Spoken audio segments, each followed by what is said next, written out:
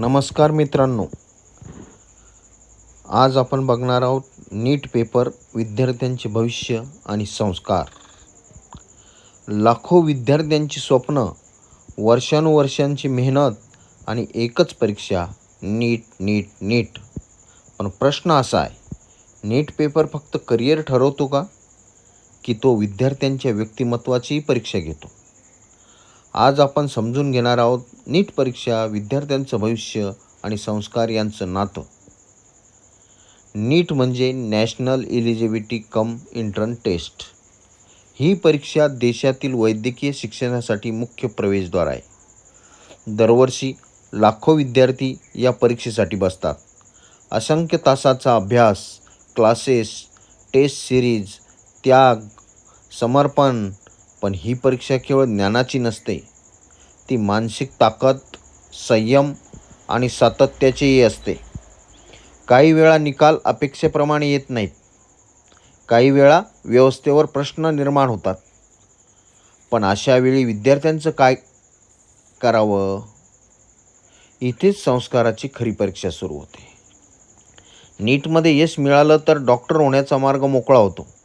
पण अपयश आलं तर काय?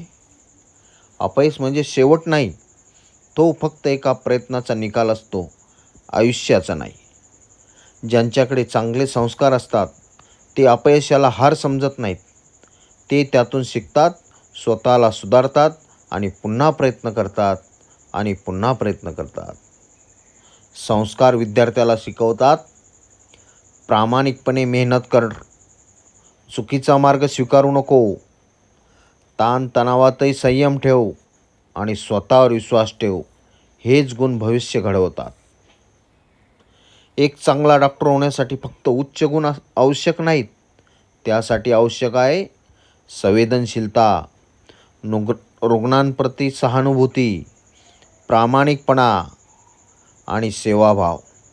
ही मूल्ये पुस्तकातून येत नाहीत, ती घरातून आणि शाळेतून मिळालेल्या संस्कारातून येतात. जर डॉक्टरकडे ज्ञान असेल पण माणुसकी नसेल तर समाजाला त्याचा काय उपयोग? म्हणून नीट पेपर भविष्याची दिशा ठरवतो, पण संस्कार त्या भविष्याची गुणवत्ता ठरवतात. लक्षात ठेवा, यश तात्पुरतं असतं, पण संस्कार कायमस्वरूपी असतात. नीट ही एक परीक्षा आहे, पण आयुष्याची खरी परीक्षा म्हणजे आपण किती प्रामाणिक, संवेदनशील आणि जबाबदार आहोत. विद्यार्थ्यांनो, हे नेहमी लक्षात ठेवा. मेहनत करा, स्वप्न बाळगा, पण मूल्ये सोडू नका. कारण शेवटी डॉक्टर होणं महत्त्वाचं आहे, पण चांगला माणूस होणं त्याहून अधिक महत्त्वाचं आहे. तुम्हाला अशाच प्रकारचे व्हिडिओ आणि मोटिवेशनल माहिती मिळवायची असेल तर